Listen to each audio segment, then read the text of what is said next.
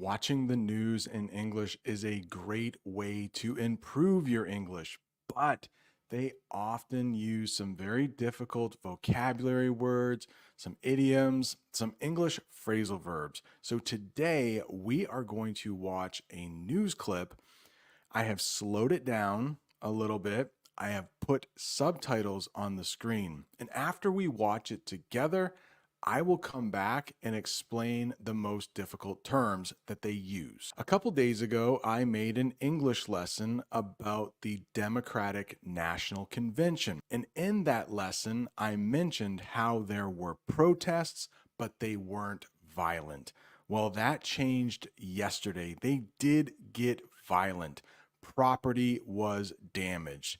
Thankfully, nobody was seriously injured, but the convention still has 2 days left, so I'm hoping we don't see any more violence today. Let's take a look at the first clip. Some of the most tense exchanges so far. That fence behind me that was breached, not just already fixed, but crews this morning adding an additional layer of fencing as Chicago prepares for what is expected to be another round of protests. In that clip, the reporter mentioned tense exchanges.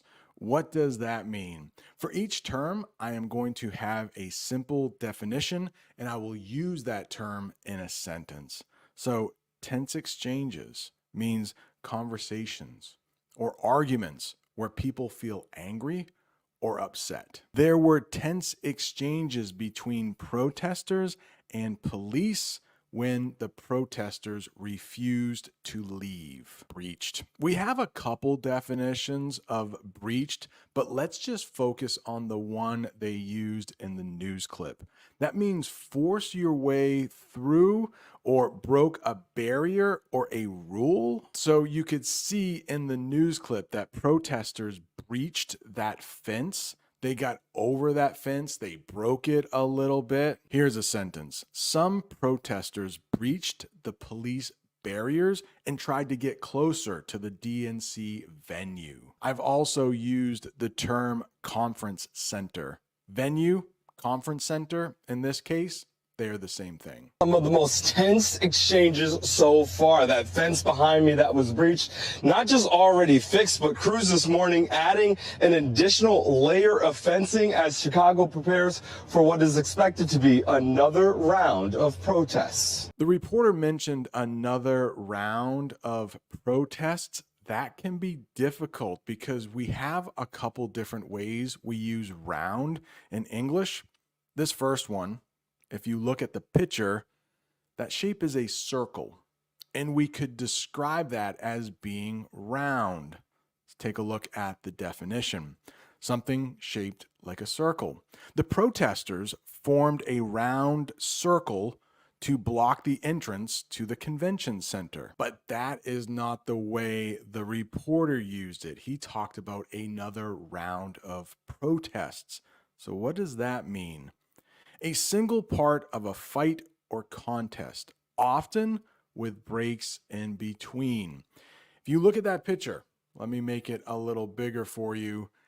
That sport is boxing in English. If you have ever watched a boxing match, you know the fighters will fight for about 3 minutes and then they will take a break.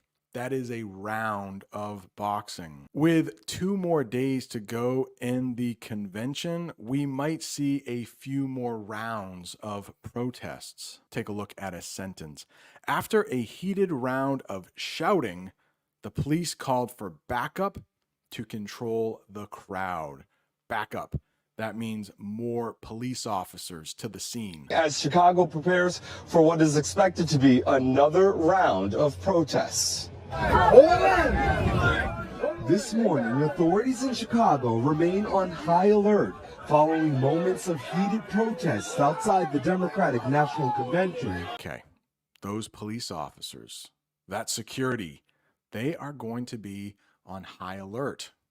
What does that mean?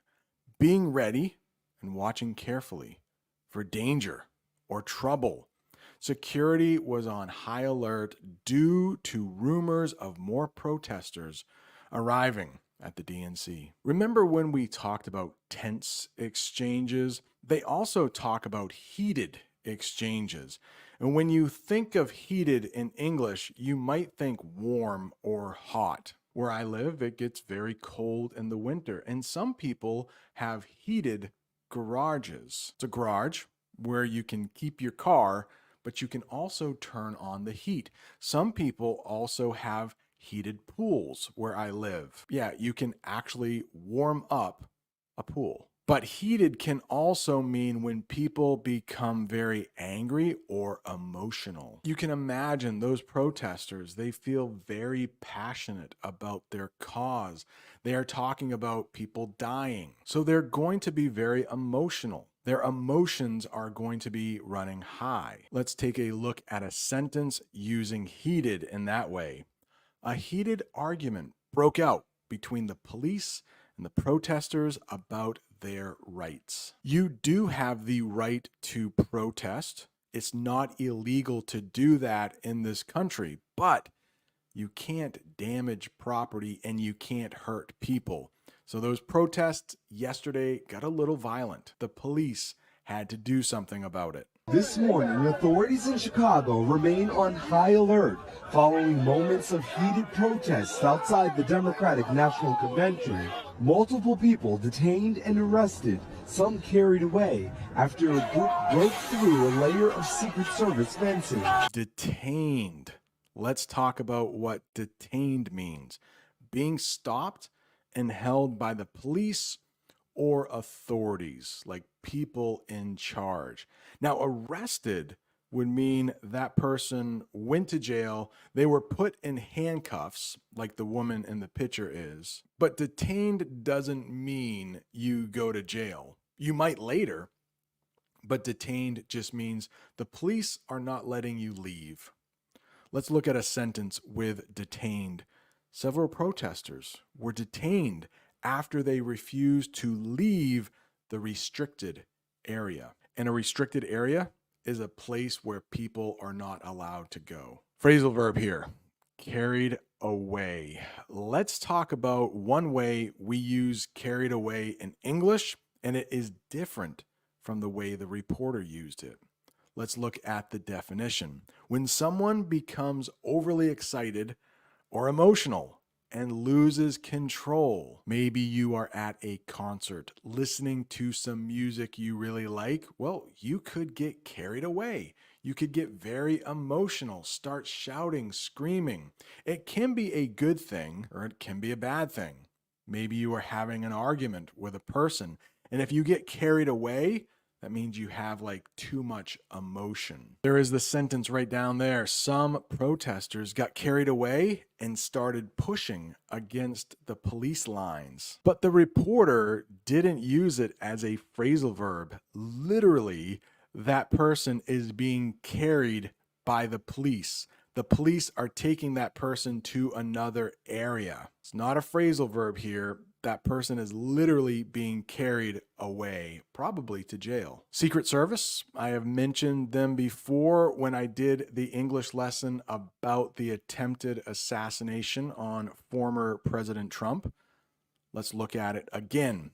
A group responsible for protecting important government officials. And here is a sentence.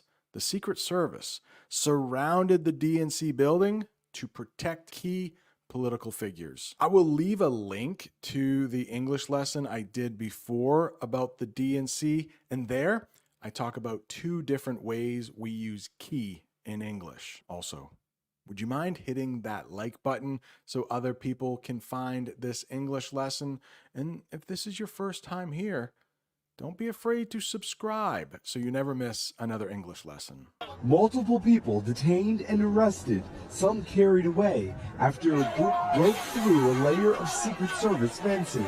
The DNC Joint Information Center writing at no point was the inner perimeter breached and there was no threat to any protectees.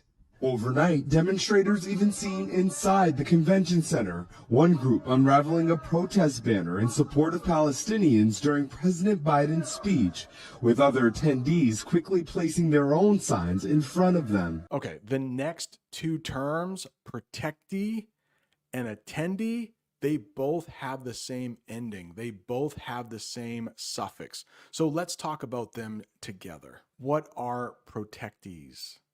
Those are people being protected by security, like Secret Service. In this case, the Secret Service are the protectors and the political figures are the protectees. They are the people being protected. Here's a sentence. The protectees were safely escorted into the building despite the large crowd of protesters. And attendees are people who attend something. People who go to an event like a meeting, conference, or convention. Even in the picture, you can see this woman is probably at a concert. She could be at a conference, but she is an attendee. She is a person who is attending something. Here's a sentence. The attendees at the DNC had to pass through several security checks due to the protests. I don't know if you remember, but at one time on this channel, I interviewed Bob the Canadian. Great guy. Give him a follow if you don't know him, another English teacher. But when I interviewed him, I was the interviewer. He was the interviewee. He was the person being interviewed. Thousands rallying and marching Monday afternoon, at one point delaying some buses carrying convention delegates, a DNC official tells NBC News. Felt like I needed to be around like-minded people. In the news report, they mentioned that buses were being delayed. What does that mean? Causing something to take longer or happen later than planned. If you have ever flown on an airplane, there's a good chance that your plane was delayed. It took a little longer for you to take off in your airplane. The protesters were delaying the start of the DNC by blocking the main roads. The woman being interviewed, or the interviewee, she mentioned like-minded people. What does that mean? Like-minded people. Those are people who share the same opinions or beliefs, who feel the same way that you do. If you attend an English class, you are there to improve your English. In the class, there are probably like-minded people, other people who also want to improve their English. I'm hoping that people who are watching me right now are like-minded people. They all want to improve their English here. Let's look at a sentence using like-minded people. The protesters were like-minded people who all wanted the same changes from the DNC.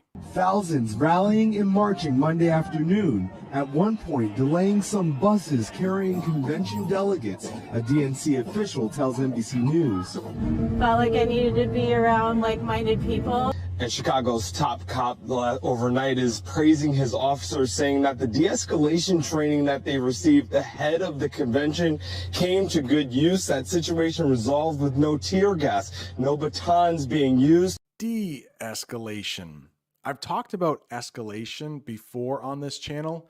It means like to rise up. You could take an escalator at an airport, and that would bring you to another floor. On an escalator, you could go up or down. De-escalation always means down, like calmer. And if you look at that picture, that woman seems very calm. But what is de-escalation? The reporter talked about de-escalation tactics that the police used.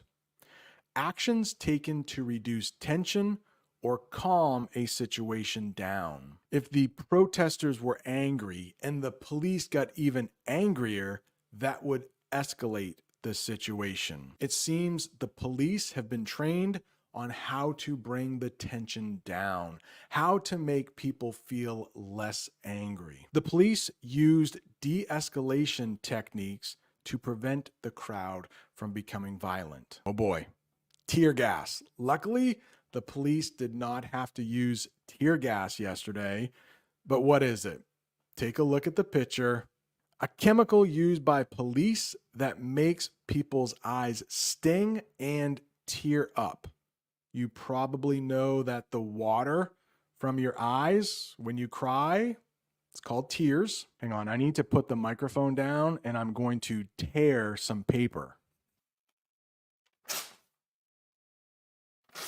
I'm not sure the first time I tore the paper, I don't know if you could see that. So I did it again. I tore the paper twice. But tear and tear are spelled the exact same way. It'd be pretty confusing. The police had to use tear gas when some of the protesters became aggressive. Luckily, that example sentence is not true. They also did not have to use their batons. What is that? Short, heavy sticks carried by police, often used for crowd control. So if people get a little too angry, a little too emotional, the police might have to use their batons. I guess it's better than using a gun. The police held their batons, but did not use them unless a protester got too close. Luckily, the tear gas and the batons have not been used yet. Hopefully, they are not used at all. I hope you have enjoyed this English lesson about the DNC and the angry protests that are there. If you're looking for more information about the DNC, I left an English lesson there for you. Thanks so much for watching. See you next time. Watching the news in English is a great way to improve your English, but sometimes they use pretty difficult words. They'll use English phrasal verbs. They'll also use some English idioms. So today we are going to watch a small clip from a news story about Ukraine actually invading Russia.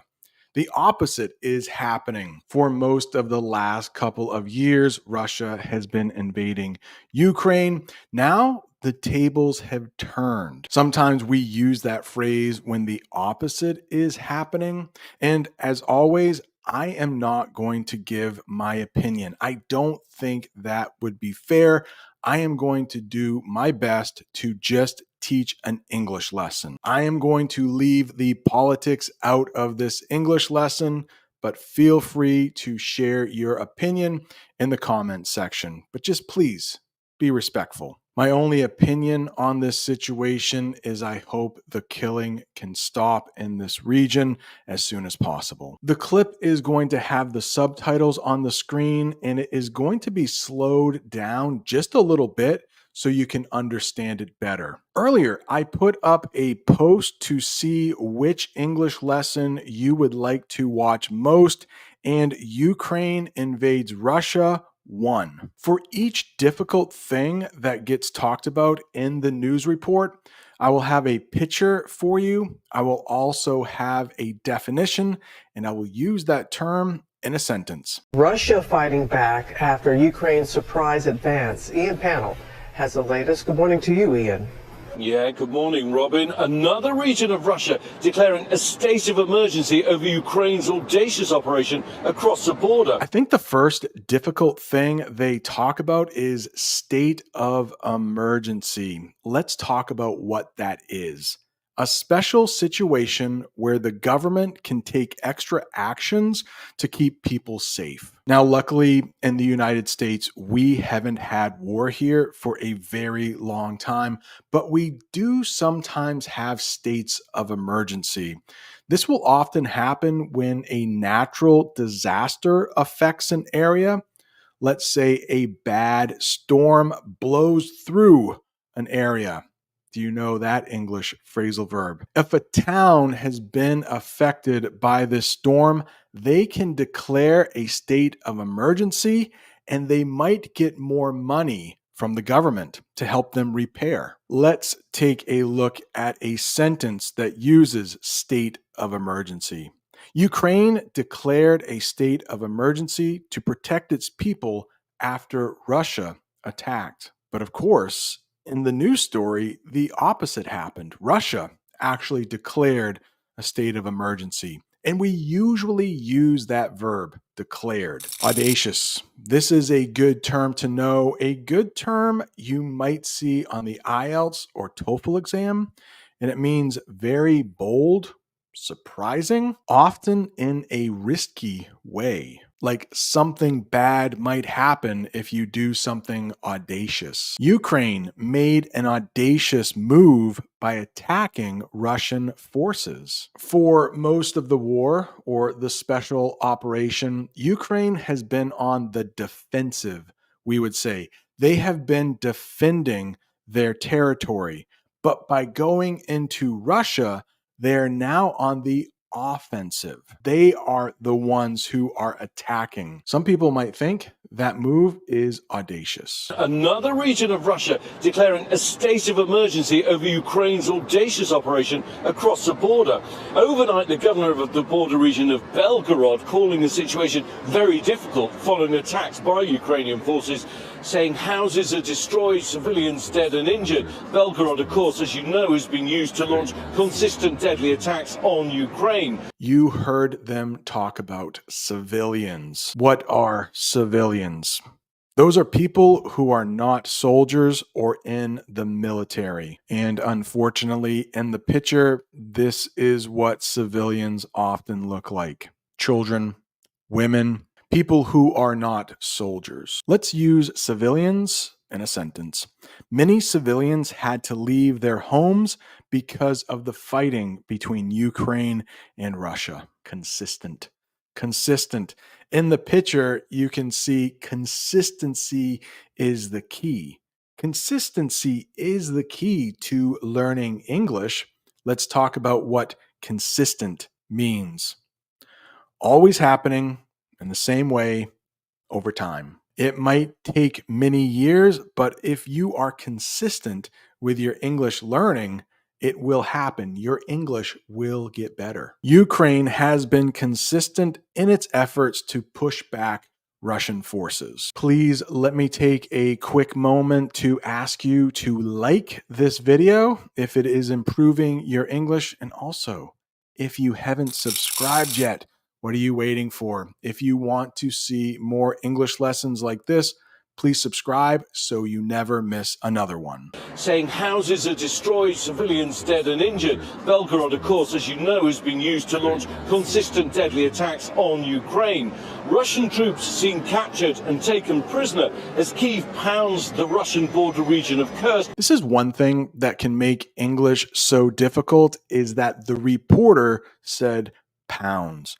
But we use the word pounds in at least 3 different ways. So let's talk about 3 of them. You might hear pounds as a measurement. That is not how the reporter used it, but a measurement of weight in the US. We often talk about how much people weigh in pounds. I think we are the only country who does this. Most everyone else around the world uses kilograms, but here is a sentence using pounds as a weight of measurement.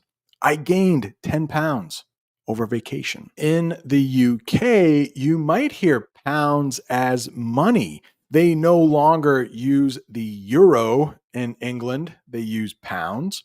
So it could be weight or it could be money. So let's use pounds as money in a sentence. The new phone cost £1,000. Now, this is the way the reporter used pounds as a verb, meaning to hit something repeatedly with force. In the picture, we have a woman pounding a punching bag. But here is an example sentence using pounds when it comes to the Ukrainian army.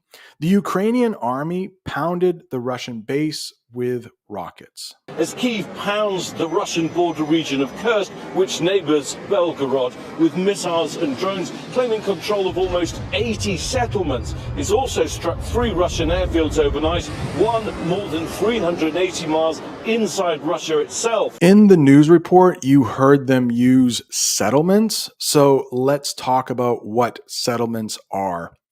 Small communities or villages where people live.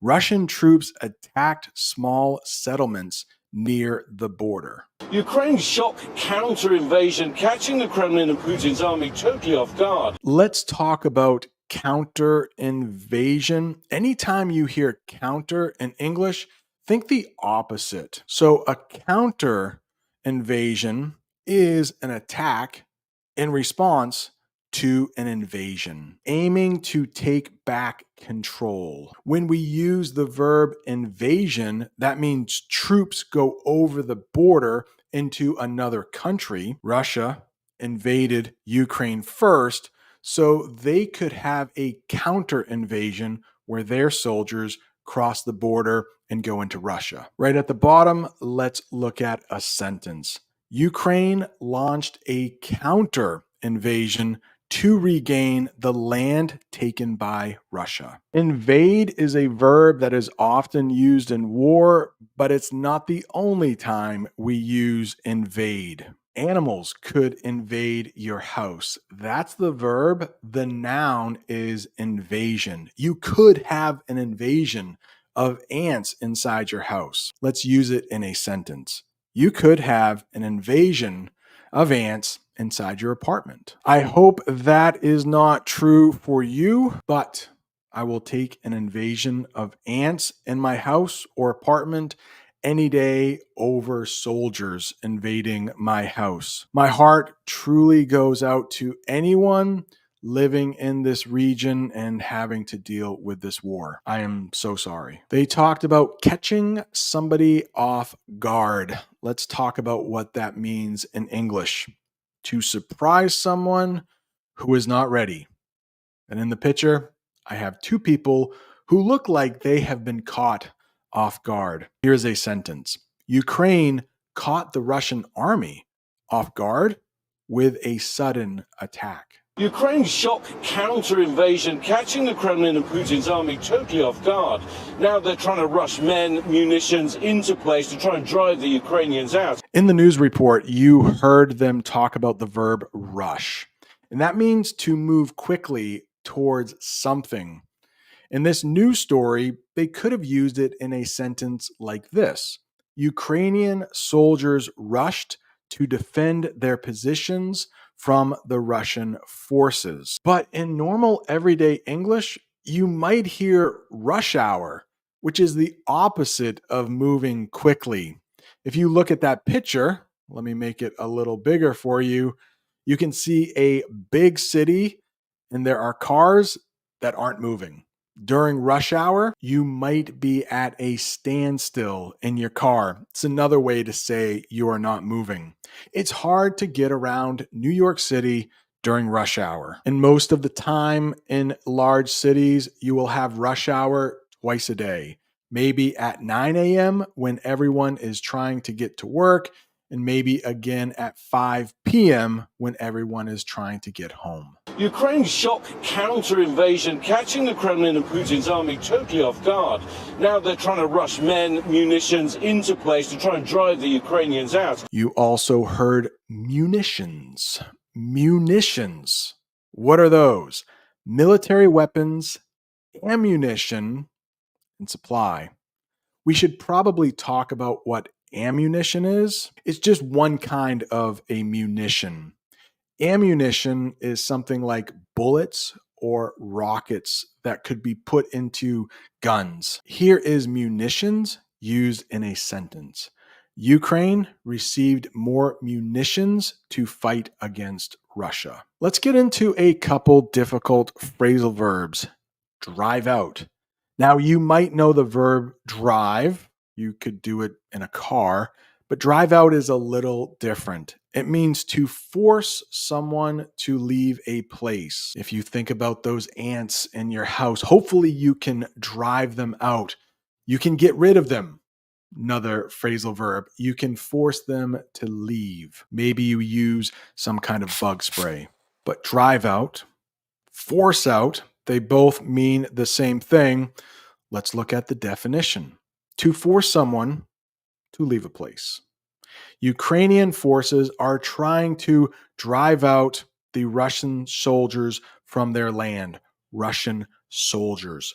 Not easy to say. They also used this phrasal verb, dig in. What does that mean?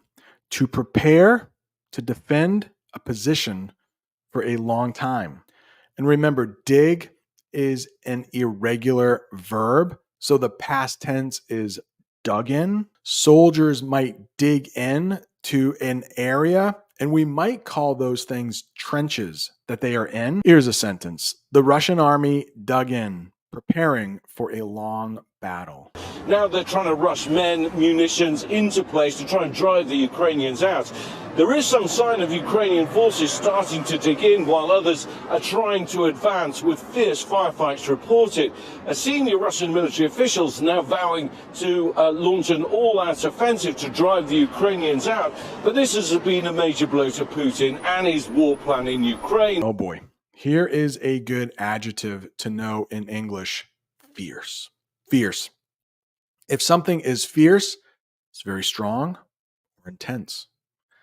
Take a look at that animal in the picture. Looks like a wolf to me. I would not want to see this wolf in the woods if I was walking by. Looks pretty fierce. It looks like it could hurt me. There was fierce fighting between Ukraine and Russia near the border. You heard them say vowing. Let's talk about that verb. It means promising to do something strongly and seriously, like really seriously. In English, maybe you can see those two people in the picture. It looks like they are getting married. During a marriage ceremony in English, most of the time, the couple will give vows to each other. They'll have marriage vows. It's like a promise. You might hear them say to love you in good times and in bad. So let's take a look at a sentence using vowing. Ukraine's president is vowing to defend the country at all costs. It means no matter what, he is vowing to make sure the country is defended. Also in English, we say President Zelensky for the Ukrainian president, probably different in Ukrainian, and we pronounce President Putin in English, the Russian president. But this has been a major blow to Putin and his war plan in Ukraine. And I think two key questions. One, can Ukraine hold on to the territory, or can Vladimir Putin reassert control of his own backyard? What is a major blow in English? Blow is a very difficult verb. There are a lot of English phrasal verbs that use blow, blow up, blow out. But a major blow is a little different. Let's talk about what it is. A serious and damaging event or action. The loss of territory was a major blow to Russia's control in the region. How about this sentence using major blow? Losing her job last week was a major blow. You can imagine when somebody loses their job and they didn't expect it. They could lose the money, they could lose their house, they could lose their car if they have it. It could be a major blow to someone if they lose their job. Here is maybe the most difficult one. Reassert control of his backyard. So they were talking about President Putin when they said this. Anytime you see re at the beginning of a word, think again. Let's say you tied your shoes in the morning before you left for work, but sometime during the day, they became untied. Well, you are going to have to retie them, meaning tie them again. Maybe you were reading a book in English, but it was a little confusing, so you have to reread it. You read it again. So reassert. I have a picture of that guy. It's the best I could do, but it looks like he's mad. So if you have to reassert something, you're probably going to be mad. If you assert something, it means you show like you have power. So let's look at the official definition. To regain control over an area close to one's own country. So at one time, you can imagine President Putin had a lot of control over the border of Russia. He's losing some of that control because Ukrainian soldiers are invading. To reassert control in your backyard, it's exactly like the definition says. It's like part of your own country. That's what they're saying for backyard.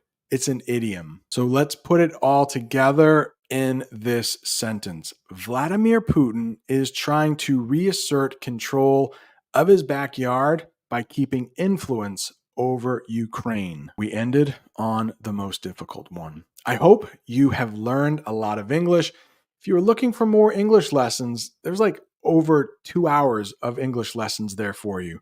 Thank you so much for watching. See you next time. If you clicked on this video, that probably means 3 things. You are trying to improve your English, you like learning about world news, and maybe you are studying for the IELTS or TOEFL exams. In today's English lesson, we will be looking at a news story about how Russian jets and Chinese jets flew very close to the United States of America. I don't know about you, but there is already a lot of war in the world. I would hate for this conflict to get started. I'm going to begin today's English lesson by reading you a news story in simple English, and then we will look at some difficult vocabulary words, English idioms, and English phrasal verbs that will help you as you study English. It's going to be pretty advanced, so you may want to watch this lesson 2 or 3 times. Here is what happened in simple English. I will make it bigger so you can see and I can actually read it. Recently, Russian and Chinese military airplanes flew close to Alaska. They entered an area called the Alaskan Air Defense Identification Zone, which is a special zone where the US and Canada watch for planes. However, the planes did not enter the main airspace of the US or Canada, which means they did not go into the areas directly controlled by these countries.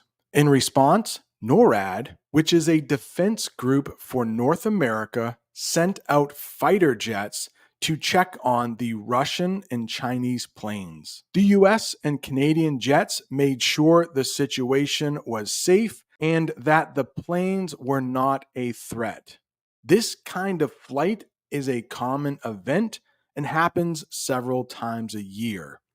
This time was special because it was the first time Russian and Chinese bombers flew together near US territory. Maybe the first thing we should talk about is where in the world is this located? The article mentioned Alaska. That is one of the 50 states of the United States, and it is the closest to Russia. Take a look at how close the 2 territories are. The tip of Alaska is only about 53 miles away from Russia, or about 85.29 kilometers. That's pretty close, and I'm not sure if you know this, but about 200 years ago, the United States actually bought Alaska from Russia. At one time, Alaska was part of Russia. Let's get into some advanced words that you might see if you are watching the news in English or reading the news in English. The first word is aircraft. Aircraft just talks about a vehicle that flies like an airplane or a jet. Chinese and Russian aircraft flew near Alaska. The next one we should talk about is airspace. And right below, I will have a definition for you, and I will use that term in a sentence. What is airspace? It's the sky above a country. The planes stayed in international airspace. Oh no. International, that might be a word you don't know, so let's talk about it. Also, if you are enjoying this English lesson, please don't forget to hit that like button. And if you haven't subscribed, please go ahead and subscribe so you never miss another English lesson. International, that means involving more than one country. The planes were flying in international airspace, which is perfect, right? If the planes had gone into the airspace over Canada or the United States, we might have had trouble. Speaking of international, have you heard of the International Space Station? It's quite a mouthful. So in English, we often just say the ISS, but the International Space Station, or the ISS, flew over my house last night. And the reason we call it international is because more than one country is involved in the International Space Station. Countries involved in the ISS are the US, Russia, Japan, Canada, and the European Union. This next one might be difficult to pronounce, so I will say it a couple times. Sovereign. Sovereign. What does it mean? It means having power over itself. So the US is a sovereign nation. The planes did not enter US sovereign airspace. So that's combining a couple terms we've talked about. The airspace above the US, that's sovereign.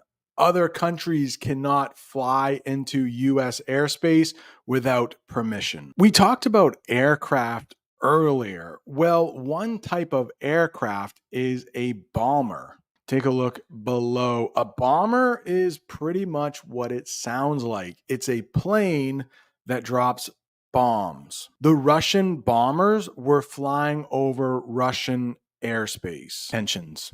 I hope you don't have these in your own life, but you can have political tensions. That usually means tensions between two or more countries, or you could have social tensions. Maybe you and your spouse are having a little bit of a fight. Maybe you and your friends are not getting along. Tensions. It's a situation where there is a lot of disagreement or conflict. Here is a sentence using tensions. The tensions between the two countries increased after the incident. This next one has a couple different meanings. The word is joint, and we will talk about 3 different ways Americans will use this word. The first one, it comes from this news story.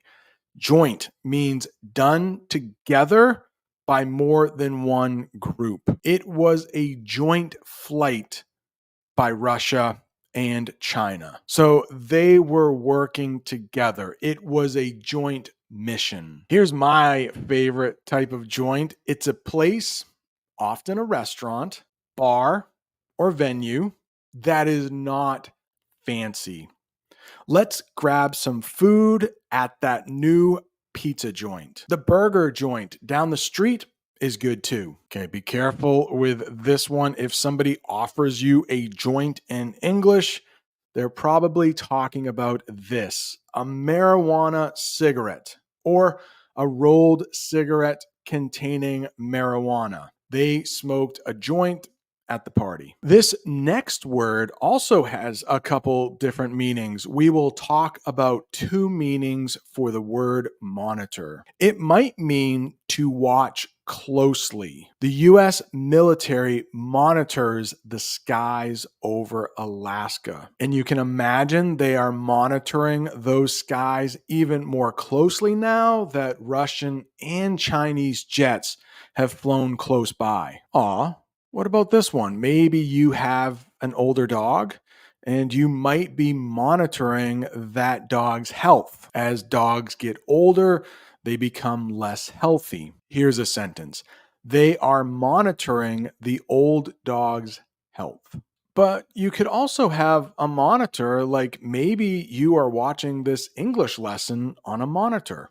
It's a display used to show images or information, maybe like a computer monitor. Here's a sentence: I bought a new monitor for my computer. Earlier in the lesson, I read about NORAD. Let's talk about what NORAD is.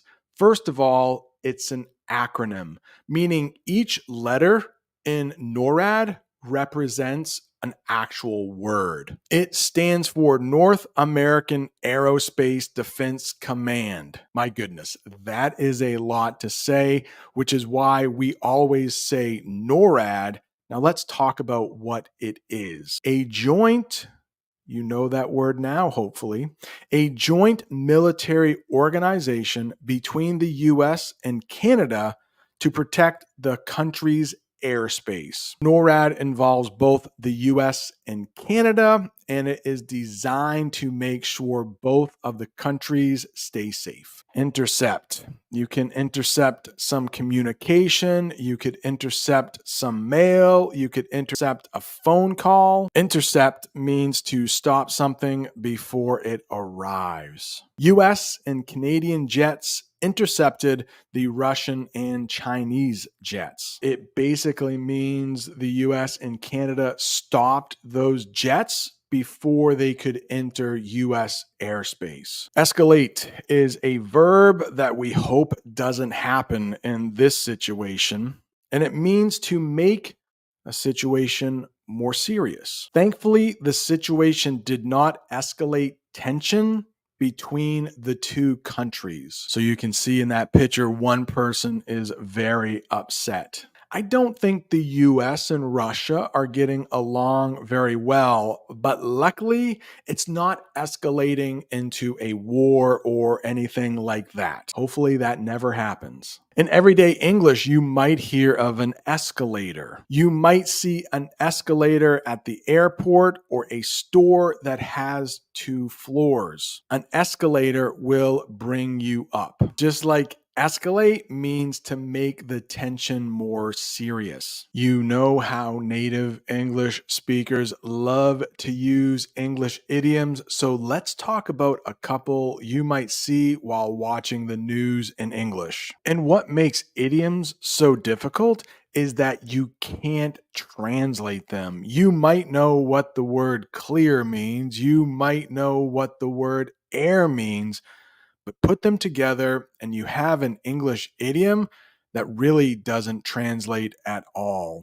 What does it mean? It means remove doubts or misunderstandings. In the picture, it looks like a man has made his wife upset, and maybe he is trying to apologize. Maybe he is trying to explain what he did. Let's talk about our news story. The military cleared the air about the incident.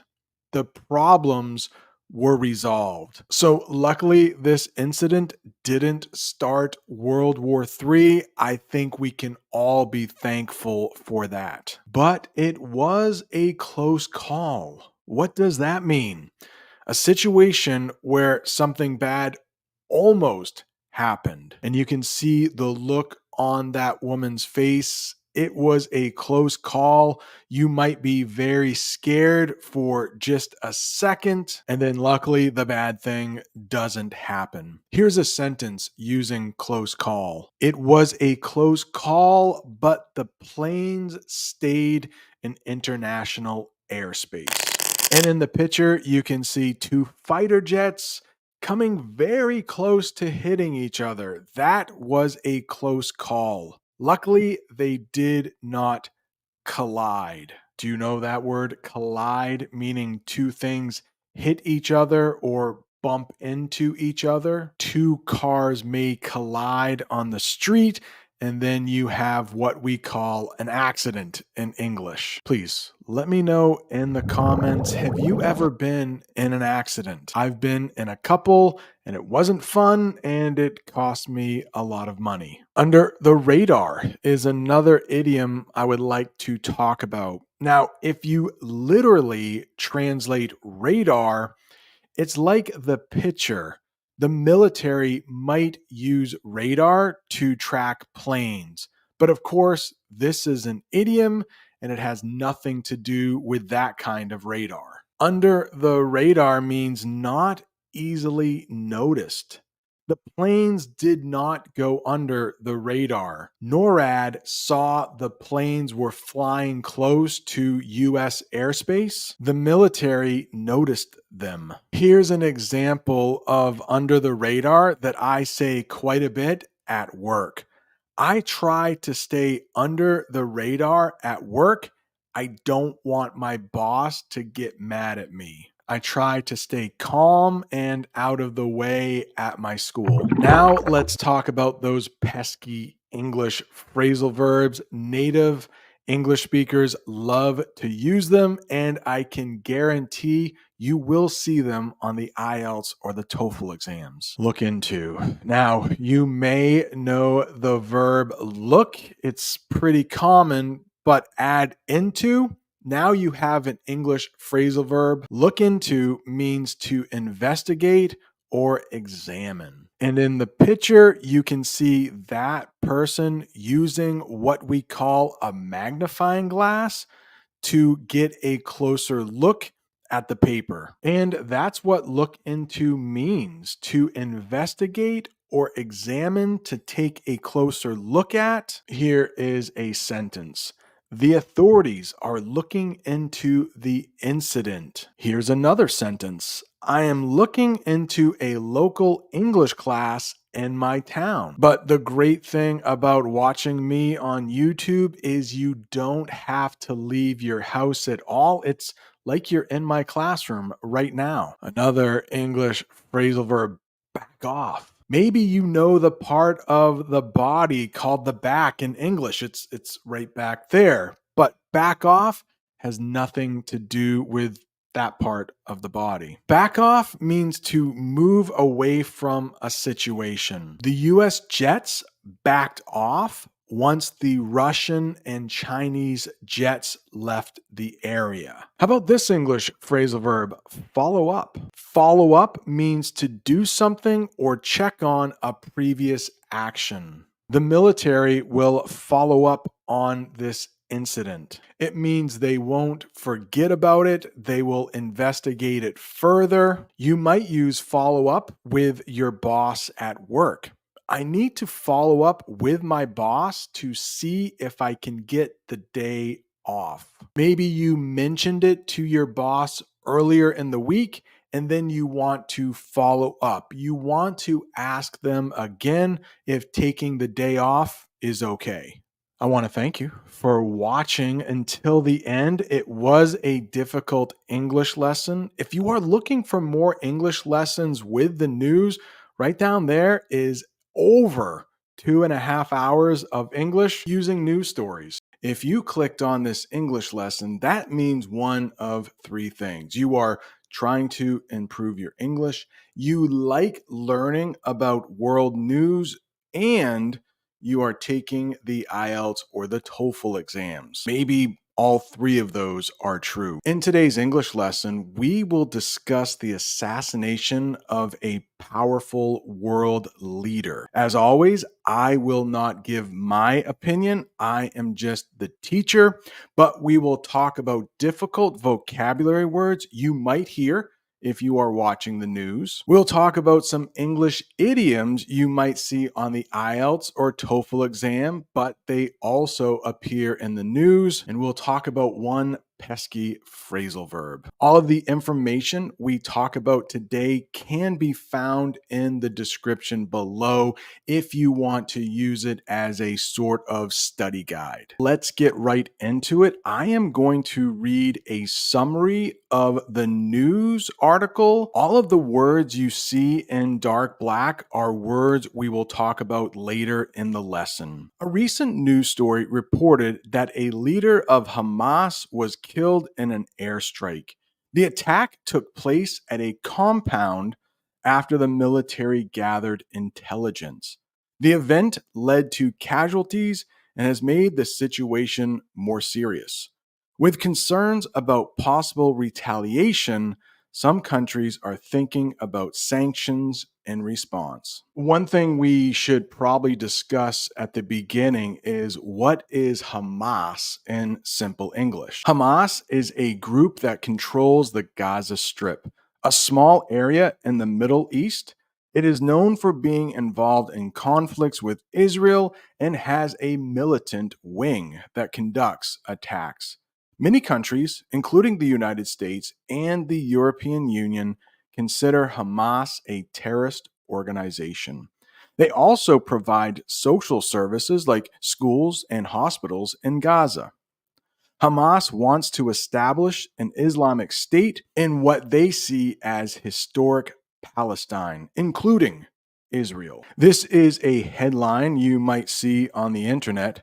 Hamas leader Ismail Haniyeh is killed in Iran by an alleged Israeli strike, threatening escalation. We should probably talk about who Ismail Haniyeh is. Ismail Haniyeh is a senior leader in Hamas, a group based in the Gaza Strip. He has held many different important positions, including being the prime minister of the Palestinian Authority and a key political figure in the region. Ismail Haniyeh is known for his leadership role within Hamas and his influence in Gaza politics. For each term we talk about, I will have a simple definition and I will also use that term in an example sentence. Hamas. Again, here is the definition. A group in the Middle East that controls the Gaza Strip and often has conflicts with Israel. Hamas is known for its militant activities and political control in Gaza. Militant. We will talk about that in a minute. It sounds kind of like military, doesn't it? A lot of times when you are reading news articles or watching TV in English, you will hear intelligence. Now, that is different from someone who is intelligent or smart. Intelligence, in this case, is information gathered to help make decisions, often used in military or security contexts. The military used intelligence to plan the airstrike. So this assassination just happened a few hours ago, so it's not known who exactly carried out this attack. We will talk about that phrasal verb later. But if it is Israel, they probably used intelligence to find out where he was, like using computers to find out information. Another word you might see when reading the news in English is unfortunately casualties. Casualties, people who are injured or killed in an event like a conflict or an accident. So the attack not only killed Ismail Haniyeh, but the airstrike also led to several casualties. Other people were also injured. You can't read or listen to the news for very long without hearing this word, retaliation. Retaliation, what does that mean? An action taken in response to harm or an attack. So you can imagine if the leader or one of the leaders of Hamas was killed or assassinated, Hamas is going to retaliate. They are probably going to try to hit Israel back. Here is a sentence using retaliation. The group promised retaliation after the leader was killed. We've been talking a lot about the Gaza Strip, at least that's what we call the area in English. Just in case you don't know, the Gaza Strip is a small piece of land in the Middle East controlled by Hamas. It's like right next to Israel, bordering Israel and Egypt. The Gaza Strip often experiences conflict and tension. If you have seen some of my other English lessons using the news, we've talked about both conflict and tension. What is the Middle East in English? Hopefully that map will help you, but I think this definition will help as well. The Middle East is a region that includes countries like Israel, Egypt, and Iran, known for its complex political and cultural history. Complex means it's very hard to understand. There are so many friends and enemies in the region, it can get pretty confusing. Here is a sentence using the term the Middle East. The Middle East has many ongoing conflicts or fights. If you are learning lots of English from this video, do you mind hitting that like button? It helps others find the channel. And if you haven't subscribed yet, what are you waiting for? Please go ahead and hit that subscribe button. Militant wing. We have talked about this. I mentioned that militant sounds like military or the army or soldiers. So think about that when you hear militant wing. What is it? It's a part of an organization that engages in fighting or violent actions. So earlier we talked about how Hamas will create hospitals or schools, but there's also a militant wing of Hamas. And that part of Hamas is in charge of fighting. The militant wing of Hamas is responsible for many attacks. Okay, this is a tricky one. Terrorist organization. What is it? It's a group that uses violence to achieve political goals and is labeled as such by various countries. Many countries consider Hamas a terrorist organization. So be careful. In English, we have this saying, one person's terrorist is another person's freedom fighter. There are some people in the world that don't consider Hamas a terrorist organization. Some people believe that Hamas or the fighters in Hamas or the politicians of Hamas are trying to win freedom for a group of people. And some people might call those people Palestinians. Islamic State, that adjective, Islam, Muslim, think of that religion. What is an Islamic State? It's a government or region governed by Islamic law, often sought by groups with political and religious motives. So the government would be both political and religious. Hamas hopes to create an Islamic State in the region. You will see this word a lot when reading the news in English. Alleged. Alleged. It's a term people love to use when a person or a group hasn't been found guilty yet. Like maybe it happened. Maybe they did the crime. So here's the official definition. Claimed or supposed. Maybe, but not proven. Might not be true. The alleged leader of the group was targeted in the airstrike. We need to talk about airstrike. It's coming up soon. Assassination. I have talked about this before. Our former president in the United States had an attempted assassination on him, President Trump. What is an assassination? Well, it's a killing. It's a killing, but not just of anybody. It's somebody special. Killing a famous person for political reasons.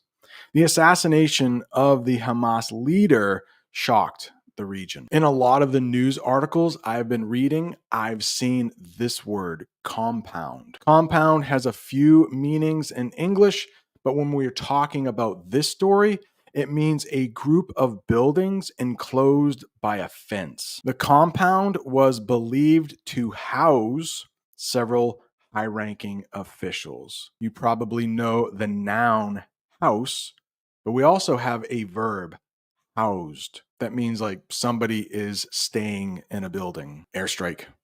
I've said this a couple times. What is it? A military attack from the air. The airstrike targeted a key Hamas compound. All right, we need to do it. English idioms. These things are tricky in hot water. You probably know what water is, and you probably know what hot is. But the idiom in hot water has nothing to do with hot water. You can't translate these idioms. In hot water, that means like somebody is in trouble. Israel finds itself in hot water after the assassination. Remember, we talked about retaliation. Israel can be expecting some retaliation from Hamas and who knows, maybe some other countries in the region. The ball is in your court. Another idiom. When I hear this, I think of basketball, just like the pitcher. But no, it has nothing to do with basketball. It means it's your decision now. After the airstrike, the ball is in Iran's court. It is their decision to retaliate or not. And I just used Iran as one example. There are other examples of who might retaliate. Midnight oil. You probably know what midnight is, very, very late at night. You probably know what oil is. It's dark, black. You put it in a car to make it run better. In the picture, there are what we call oil derricks, but burning the midnight oil has nothing to do with that. It means staying up late, working, or studying. The team burned the midnight oil to analyze the situation. You can imagine a lot of people in charge in Israel or in charge of Hamas. They are burning the midnight oil. They're not sleeping a lot. They are probably planning for their next action. All right, phrasal verbs. I only have one for you in this English lesson, but it is carry out. What does that mean? It means to perform or complete a task. The military carried out the airstrike early in the morning. I would say I hope you have enjoyed this English lesson, but it was pretty grim. We talked about a lot of violence. So instead, I will say I hope you have found this English lesson useful. If you are looking for more English lessons like this with the news, right down there is over 2 hours of English with the news. Thank you so much for watching. See you next time. Well. Thank you so much for clicking on this English lesson. I know there are a lot of good teachers on YouTube, and you picked to watch me. Today, you are going to improve your English by reading an article, a pretty advanced article. And with that article, we are going to talk about some difficult vocabulary words you might see on the IELTS and TOEFL exam. We'll also talk about some English idioms and those pesky English phrasal verbs. Yeah, I have broke out, significant, blaze, favela, key. A couple different ways to use key, and many more. There should be at least 15 different terms, phrasal verbs, and idioms. And this story is about a fire that broke out. We will talk about that English phrasal verb in a minute. But a fire that broke out in a favela that I visited in Rio de Janeiro, Brazil, 4 or 5 months ago. A subscriber, a friend, her name is Sita. I met her there, and she took me on a tour of this favela. I will leave a link to that English lesson at the end of this video. My wife Jamie and I went. We had an amazing time. I thought I knew what a favela was, but after spending the day there, my mind was changed. We visited a bar at the top of a mountain in the favela, one of the most beautiful scenes in all of Rio. And unfortunately, that bar was damaged, was destroyed by a fire last week.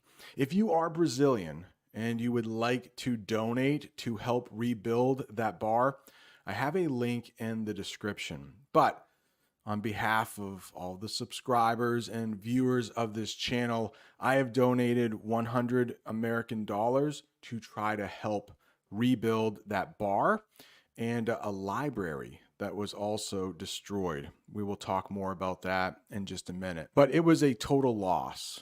We might use that term, meaning nothing was able to be saved. And that bar at the top of that mountain had a lot of interesting little items, some of them very old. There was a soccer card of Pele, at least that's how we say his name in English, one of the most famous soccer players in the world. And I'm wearing my Botafogo jersey. That is a soccer team in Rio. I don't think Pele played for that team. Normally for these types of lessons, I like to watch a news clip. Unfortunately, all of the news clips that I saw about this story were in Portuguese.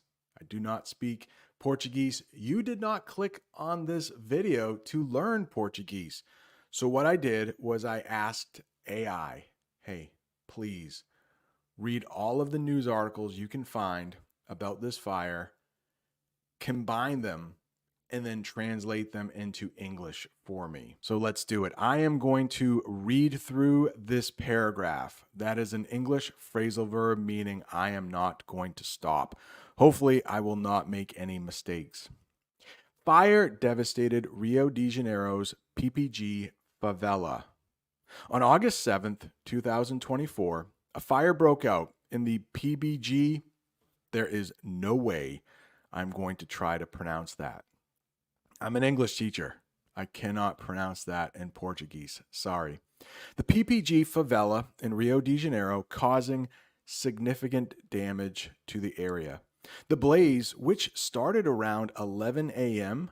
in the upper part of the favela, quickly spread due to high temperatures, strong winds, and dry conditions. By noon, the flames had reached several key community landmarks, including a community library, a vital social project that has served the local children for over a decade. So after reading that part of the article, they did use breakout to talk about what happened with the fire. So right at the bottom, take a look. Broke out is the past tense of breakout. It is an irregular verb, break. It means something that started suddenly, usually unexpected or intense. So you did not know it was going to happen, and it was like really strong. This can be used for things like a fire, a fight, or a disease. I've been teaching in a classroom for over 20 years, and yes, I think I have had a fight break out in my classroom once or twice. Yes, at least once or twice. That fire in the favela started really suddenly. People didn't know it was going to happen. Yeah, back in 2020, we used breakout a lot when we talked about the coronavirus. There was a breakout of COVID-19 in California. But if you look at the picture for breakout, I haven't mentioned this example at all. Look at that poor guy. He looks like a teenager, and on his face, he has something we call in English zits. This happens to a lot of teenagers, a lot of adults too. Sometimes I will break out in some zits, unfortunately. I thought once you started to go bald, you should no longer get zits, but I was wrong. Here is a sentence using breakout with zits. The teenager was upset when a breakout of zits appeared all over his face right before the big event. Who knows? Maybe he was going to prom. If you want to know a little bit more about the prom, I will leave an English lesson I did about the prom. It's a big event in high school. If you ever visit England and you have to speak British English, I don't think they use zits there. I think they use spots. What about this sentence? A fire broke out in the building last night. A fight broke out between the two teams after the game. And a new disease broke out in the city last year. In that article, they used the word significant. Significant. Maybe a little tough to pronounce. What is it?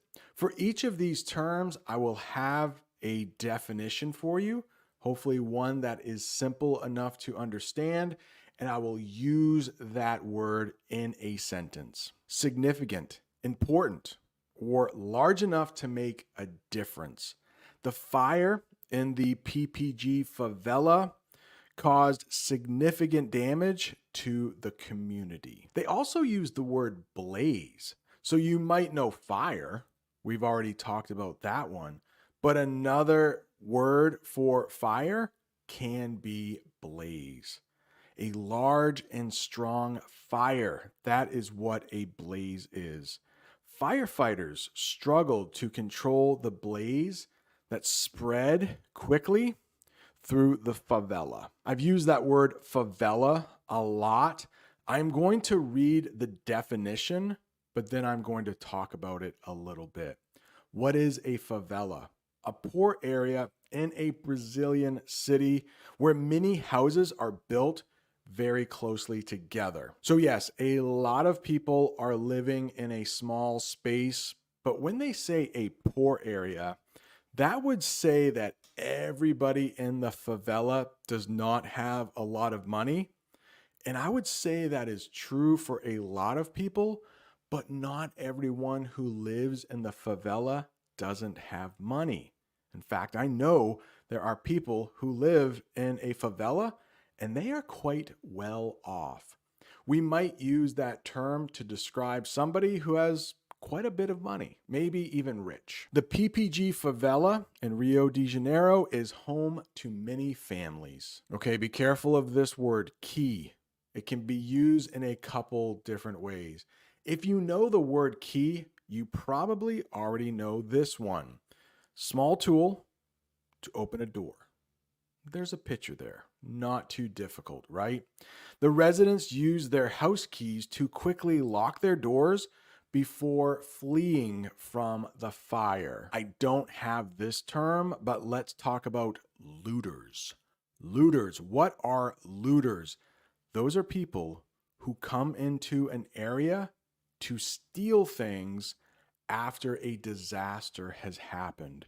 So if people have had to leave their homes, some criminals, some bad guys will come in and try to steal from the people who have already had something bad happen to the area in which they live. But key can also mean important, very important, or necessary.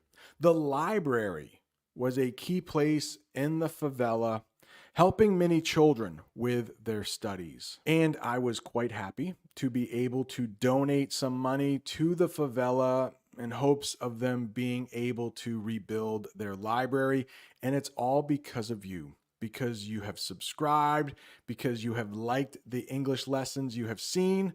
So please don't forget to like this one and subscribe. Vital. They mentioned that word. What does that mean? Extremely important or necessary? It was vital for firefighters to reach the fire quickly to save lives. Now, my friend Sita shared a few videos of this fire. I will share them with you now. O foco aí, o ninho das aves. Olha como tá o ninho. O ninho das aves, olha. Ainda estourou o cano com o fogo. Estourou o cano. A água nem tá conseguindo chegar aqui direito.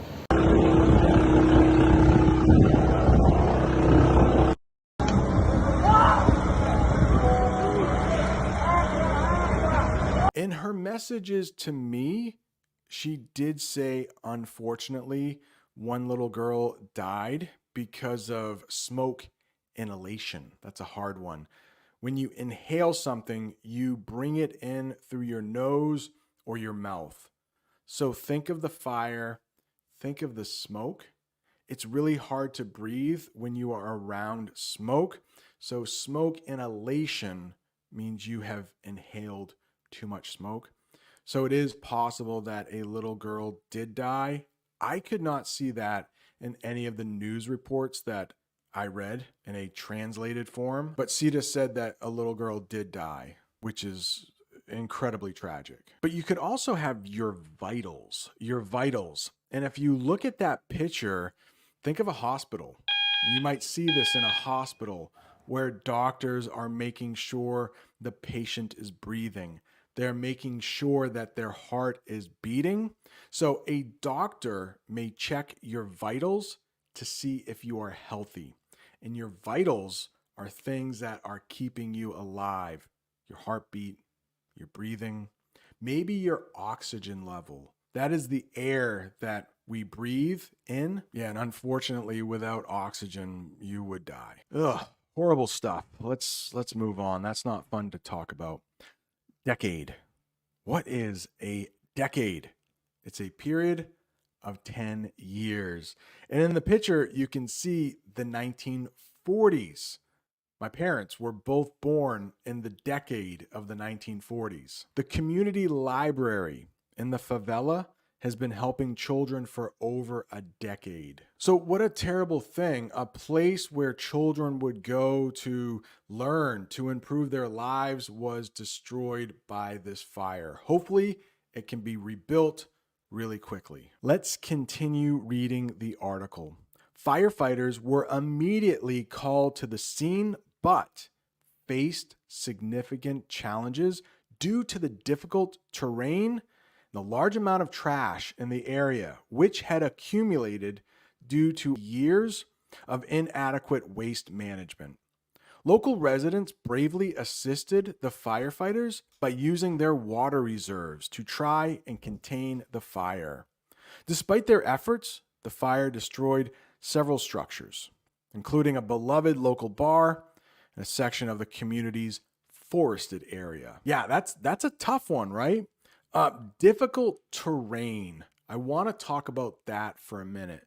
When you see terrain, think of land, think of the earth. And I think the difficult terrain they are talking about is that it was literally on a mountain. There's pretty much only one way to get into the favela and one way to get out. And a lot of the buildings or structures are very close together. So if you are trying to get a fire truck into a part of the favela, it might be tough because there might only be walkways. There isn't a way to get a car into that area. We talked about trash accumulating. What does that mean? Take a look at that picture. Looks like a lot of clothes have accumulated in that room. It means gathered or collected over time. Trash had accumulated in the favela, making the fire spread faster. I live in a state called Maine. It is very close to Canada. We get a lot of snow in the winter. Here is a sentence. Where I live in Maine, snow can accumulate very quickly. And let me just describe a couple things in that picture. It does look like snow has accumulated, but it also looks like there is a walkway in the middle of that picture. And it seems like somebody has come out to shovel already. Shovel can be a noun. You probably know that. I will put a picture up of a shovel, but it can also be a verb, something you do. I shoveled the snow off the walkway. Right down there, I will read. Snow had accumulated on the walkway, and someone came to shovel it off. Phrasal verb, shovel off. You can shovel off a walkway. The article also mentioned inadequate. What does that mean? Not enough or not good enough. The food was inadequate for the large group of people. And if you look at that picture, I will make it a little bigger. I mean, there is quite a bit of food on that table. Probably could feed a lot of people. But if you are trying to feed an entire village or an entire city, that amount of food would be inadequate. Not everybody would get to eat. Not too long ago, I did an English lesson about sleep. And if you get an inadequate amount of sleep each night, you are going to wake up tired. It's not enough sleep for you. Reserves. Take a look at the picture. I asked AI to create a picture of a favela with water tanks. And you will see this in real favelas, not just AI generated ones, but there are blue pails, maybe even we would call them buckets. They are huge and they are on top of a lot of the houses in the favela, and they hold water. They hold it in reserve. So what does reserve mean? A supply of something that is kept for later use. Residents use their water reserves to help put out the fire. Let's continue reading. Miraculously, no human lives were lost, although some pets were tragically caught in the fire. The cause of the fire is still under investigation, and authorities have urged caution as they continue to monitor the area for potential flare-ups. All right, let's talk about those three words that were pretty difficult in that paragraph. Miraculously. It comes from the word miracle, miraculously, in a way that is very surprising or difficult to believe, especially because it seems like a miracle, like really, really good luck. You can't believe it happened. Because the fire started so quickly, it was a miracle that nobody was killed. Even though, like I said earlier, it is possible a little girl was killed. So you could say it's a miracle more people weren't killed. How about this sentence? Miraculously, no one was hurt in the fire, even though many buildings were destroyed. Urged. We have a verb here. It's something you do. Strongly encouraged or advised someone to do something. I urge you to study your English every day. Authorities. Those are people who are in charge. Authorities urged residents to stay calm and follow safety instructions during the fire. Okay, we read that first paragraph. Look down there. I'm going to start reading the second paragraph. This incident has reignited discussions about the need for better public services and environmental education in favelas. Community members, while grieving their losses, are also calling for stronger government action to prevent such disasters in the future. When they talk about better public services, that means using taxpayer money to come in and pay people to clean up the favela, to remove the trash, to take the trash to the bottom of the hill so the city can pick it up. They talked about trash accumulating as being a big factor as to why this fire spread so quickly. Reignited is something that we can use with fire. So if a fire starts, you can say that it ignites. And in the picture, it looks like two matches have ignited a flame. But when you have re in front of a word, it means again. So reignited means started again, especially after being stopped for a while. The fire reignited discussions about the need for better services in the favelas. So in that sentence, it has nothing to do with fire. Maybe 5 years ago, there was talk about getting better services for the favela, but then the talk stopped. After this fire, people started talking about it again. So the fire reignited the discussion, the talk. But let's use reignite with fire. Firefighters put out the fire, but a lightning strike reignited it. And in the picture, you can see a lightning strike. There might be some thunder after. That's the noise that comes after lightning, thunder. But that picture is not in a favela. Looks like it might be in a desert. Let's read this paragraph. This tragedy serves as a reminder of the vulnerability. Tough one right there, right? The vulnerability of communities like PPG and the importance of collective action in the face of environmental challenges. In some of the articles that I read that were translated, they did talk about something called global warming in English. This might get a little political, so I will be brief. Some people say the earth is getting warmer and it's getting drier. I've spoken to my Brazilian friends like Cita, and she says the summers in Brazil are really, really hot. Now, when this fire started in August, it's actually not summer in Brazil. In most of the world, that is probably a summer month, but in Brazil, it's like spring or maybe still winter. But it doesn't get cool in Brazil like it used to. Things are dry, so the fire was able to spread really quickly. Vulnerability. Vulnerability. Let's talk about the word vulnerable. It means that it can be hurt easily. Think of little babies. They are vulnerable. They can't defend themselves. Older people can sometimes be vulnerable. They are a little weaker. They're not as strong as us young people. Vulnerability. Let's get an official definition. The state of being open to harm or damage. The fire showed the vulnerability of the favela, where people live in very difficult conditions. They also talked about collective action. Collective action.